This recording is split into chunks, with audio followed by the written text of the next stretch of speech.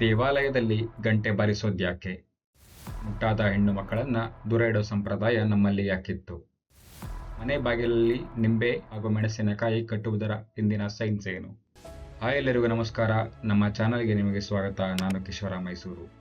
ಇವತ್ತು ನಾನು ನಿಮ್ಮ ಜೊತೆ 5 ಇಂಟ್ರೆಸ್ಟಿಂಗ್ ವಿಷಯಗಳನ್ನು ಡಿಸ್ಕಸ್ ಮಾಡಬೇಕು ಅಂದ್ಕೊಂಡಿದ್ದೀನಿ. ಅಲ್ಲದೆ ವಿಡಿಯೋ ಕೊನೆಯಲ್ಲಿ ಒಂದು ಬೋನಸ್ ಪಾಯಿಂಟ್ ಕೂಡ ಇದೆ. ಸೊ ವಿಡಿಯೋನ ಕೊನೆ ತನಕ ನೋಡಿ. ಇವತ್ತು ನಿಮಗೆ ನಮ್ಮ ಭಾರತೀಯ ಸಂಪ್ರದಾಯಗಳ ಹಿಂದಿರುವ ಅಚ್ಚರಿಯ ವೈಜ್ಞಾನಿಕ ಕಾರಣಗಳನ್ನ ಹೇಳುವ ಪ್ರಯತ್ನ ಮಾಡ್ತೀನಿ. ಇವೆಲ್ಲ ಬರೀ ಮೂಢನಂಬಿಕೆ ಅನ್ಕೊಂಡಿದ್ರೆ ಇವತ್ತಿನ ವಿಡಿಯೋ ನೋಡಿ ನಿಮಗೆ ಆಶ್ಚರ್ಯ ಆಗೋದು ಗ್ಯಾರಂಟಿ. ಹಾಗಾದ್ರೆ ತಡ ಯಾಕೆ, ವಿಡಿಯೋ ಶುರು ಮಾಡೋಣ ಬನ್ನಿ. ನೀವು ಎಲ್ಲರೂ ಹಣೆ ಮೇಲೆ ಒಂದಲ್ಲ ಒಂದು ಬಾರಿ ತಿಲಕ ಇಟ್ಟುಕೊಂಡಿರ್ತೀವಿ. ಇದು ಸೌಂದರ್ಯ ವೃದ್ಧಿ ಅಥವಾ ಧಾರ್ಮಿಕ ನಂಬಿಕೆ ಮಾತ್ರ ಅನ್ಕೊಂಡಿದ್ರೆ ನಿಮ್ಮ ಊಹೆ ತಪ್ಪು. ನಮ್ಮ ಹುಬ್ಬುಗಳ ಮಧ್ಯೆ ಇರೋ ಜಾಗದಲ್ಲಿ ಆಜ್ಞಾ ಚಕ್ರ ಇದೆ.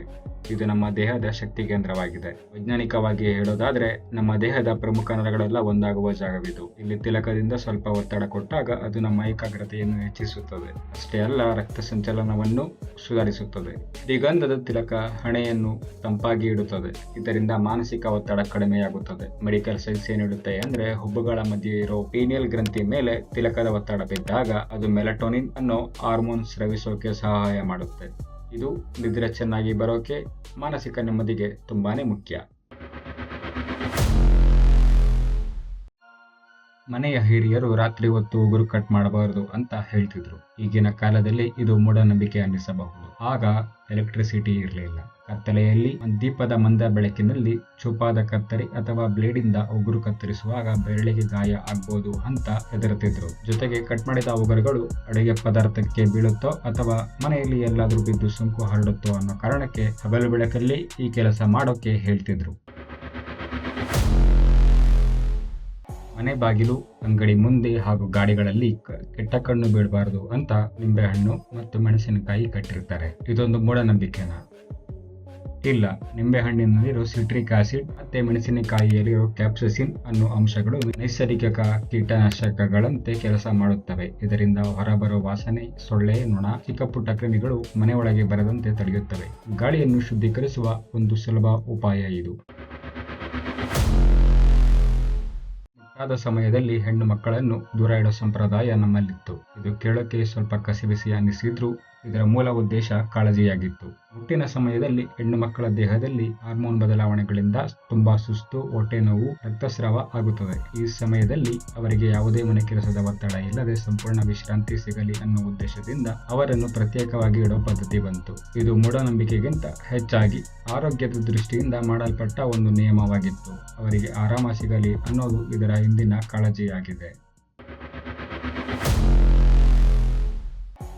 ದೇವಸ್ಥಾನಕ್ಕೆ ಹೋದ ತಕ್ಷಣ ನಾವು ಗಂಟೆ ಬಾರಿಸ್ತೀವಿ. ಆದ್ರೆ ಇದರ ಹಿಂದಿರೋ ಒಂದು ದೊಡ್ಡ ವೈಜ್ಞಾನಿಕ ಕಾರಣ ನಿಮಗೆ ಗೊತ್ತಾ? ದೇವಸ್ಥಾನದ ಗಂಟೆಗಳನ್ನು ತಾಮ್ರ, ಸೀಸ, ಸತು ಇತ್ಯಾದಿ ಲೋಹಗಳ ಮಿಶ್ರಣದಿಂದ ಮಾಡಿರ್ತಾರೆ. ಈ ಗಂಟೆ ಬಾರಿಸಿದಾಗ ಬರೋ ಸೌಂಡ್ ನಿಮ್ಮ ಮೆದುಳಿನ ಎಡಭಾಗ ಮತ್ತೆ ಬಲಭಾಗ ಎರಡನ್ನೂ ಒಂದೇ ಸಲ ಜಾಗೃತಗೊಳಿಸುತ್ತದೆ. ಆ ಸೌಂಡ್ನಿಂದ ಉಂಟಾಗುವ ವೈಬ್ರೇಷನ್ 7 ಸೆಕೆಂಡ್ಗಳ ಕಾಲ ನಮ್ಮ ದೇಹದ 7 ಚಕ್ರಗಳನ್ನು ಸ್ಪರ್ಶಿಸುತ್ತೆ. ಇದರಿಂದ ಏಕಾಗ್ರತೆ ಸಿಗುತ್ತದೆ. ಗಂಟೆಯ ಶಬ್ದ ಮೆದುಳಿನಲ್ಲಿ ಒಂದು ಎಕೋ ಕ್ರಿಯೇಟ್ ಮಾಡುತ್ತೆ. ಅದು ನಮ್ಮ ಮನಸ್ಸಿನಲ್ಲಿ ಓಡಾಡೋ ಅನಗತ್ಯ ಆಲೋಚನೆಗಳನ್ನು ಕ್ಷಣಾರ್ಧದಲ್ಲಿ ನಿಲ್ಲಿಸಿ ದೇವರ ಮೇಲೆ ಗಮನ ಕೊಡೋಕ್ಕೆ ಸಹಾಯ ಮಾಡುತ್ತೆ.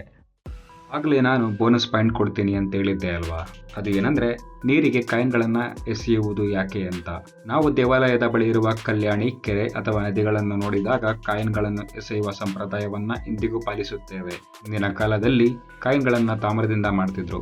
ಆಯುರ್ವೇದದ ಪ್ರಕಾರ ತಾಮ್ರವನ್ನು ಜಲ ಶುದ್ಧೀಕರಿಸುವ ಲೋಹ ಅಂತಾರೆ. ತಾಮ್ರದ ನಾಣ್ಯಗಳನ್ನು ನೀರಿಗೆ ಎಸೆಯೋದ್ರಿಂದ ಜನರಿಗೆ ಶುದ್ಧ ನೀರು ಸಿಗಲಿ ಅನ್ನೋದು ಇದರ ಹಿಂದಿನ ಉದ್ದೇಶವಾಗಿತ್ತು. ತಾಮ್ರದ ಪಾತ್ರೆಯಲ್ಲಿ ನೀರು ಕುಡಿಯೋದು ಎಷ್ಟು ಆರೋಗ್ಯಕರವೋ, ಹರಿಯುವ ನದಿಗೆ ತಾಮ್ರ ಸೇರಿಸುವುದು ಕೂಡ ಇಡೀ ಪರಿಸರಕ್ಕೆ ಒಳ್ಳೆಯದು ಅನ್ನೋ ದೃಷ್ಟಿಕೋನ ಇದರ ಹಿಂದಿತ್ತು. ಇವತ್ತಿನ ವಿಡಿಯೋ ನಿಮಗೆ ಇಷ್ಟ ಆಗಿದೆ ಅನ್ಕೋತೀನಿ. ಯಾವ ಸಂಪ್ರದಾಯದ ಹಿಂದಿನ ವಿಜ್ಞಾನ ನಿಮಗೆ ಹೆಚ್ಚು ಅಚ್ಚರಿ ಮೂಡಿಸಿತು ಅಂತ ಕಮೆಂಟ್ ಬಾಕ್ಸ್ನಲ್ಲಿ ತಿಳಿಸಿ. ಈ ವಿಡಿಯೋ ಇಷ್ಟ ಆಗಿದ್ರೆ ಒಂದು ಲೈಕ್ ಮಾಡಿ, ನಿಮ್ಮ ಫ್ರೆಂಡ್ಸ್ ಜೊತೆ ಶೇರ್ ಮಾಡಿ, ಮತ್ತೆ ನಮ್ಮ ಚಾನಲ್ಗೆ ಸಬ್ಸ್ಕ್ರೈಬ್ ಮಾಡೋಕೆ ಮರಿಬೇಡಿ. ಮುಂದಿನ ವಿಡಿಯೋದಲ್ಲಿ ಮತ್ತಷ್ಟು ಇಂಟ್ರೆಸ್ಟಿಂಗ್ ವಿಷಯಗಳನ್ನು ಡಿಸ್ಕಸ್ ಮಾಡೋಣ. ಅಲ್ಲಿಯವರೆಗೂ ನಮಸ್ಕಾರ, ಮತ್ತೆ ಸಿಗೋಣ.